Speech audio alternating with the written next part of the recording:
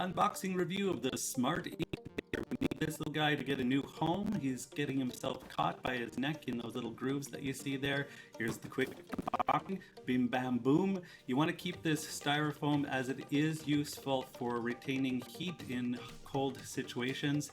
And these are the parts that come with it. I don't know what the red part is, but here's the smattering of parts that come with it. I wanted to specifically show this because I was looking for videos that shows how this comes apart here. It is very excellent and did solve the problem. That's a heat sensor, senses the heat. See these little grooves here? He was getting his neck caught in those.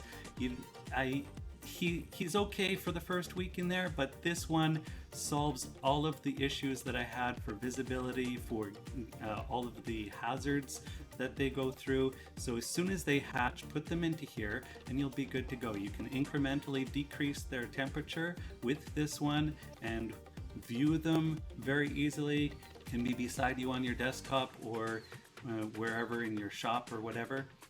But really like this one for the visibility and for the less hazards.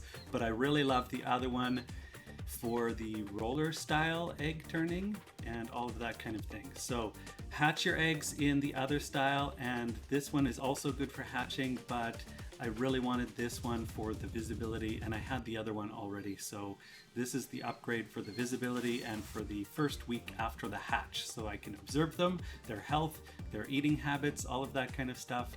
And these videos are made for the QuailyEggs community in Edmonton, Alberta, Canada. If you are interested, jump into our Discord, link in the description.